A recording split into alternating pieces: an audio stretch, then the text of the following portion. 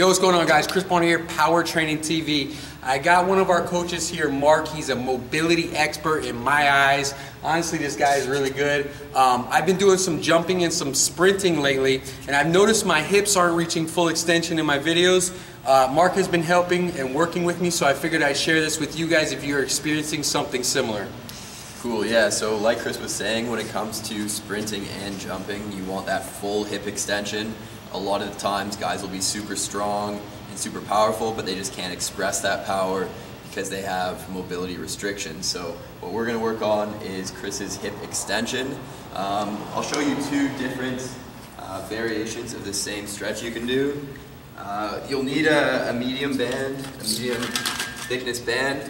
What Chris is going to do, he's going to put that band around his leg, right up under his butt, and take a big step back into just a regular hip flexor stretch.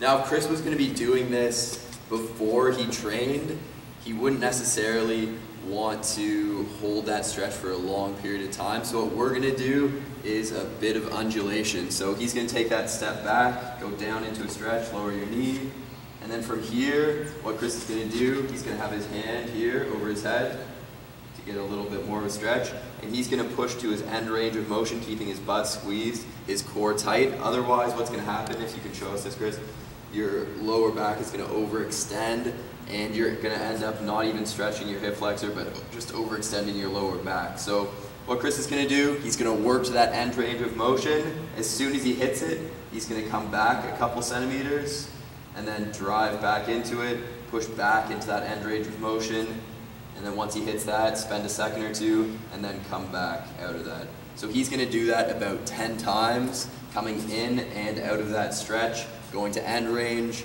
and then backing off a little bit. So before you train, before you sprint, before you work out, anything like that, that's a good one to do. You can also do that same variation, but just hold it for around 2 minutes, making sure to keep your glutes squeezed, core tight, and kind of working in and out of that. So after a workout, you can hold that stretch for longer, up to 4 minutes a side. I'd usually shoot for 2 minutes a side. Before a workout, try that 10 rep scheme of pushing to the end range of motion and then backing off a little bit. And that should help you guys with your sprinting and your jumping. Beautiful. Thank you, man. I couldn't say better. I appreciate this. This has been helping me a lot. I'll holler at you guys next time.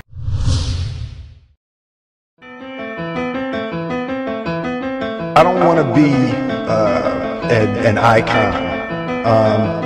I want to be an idea. You know, I want to represent an idea.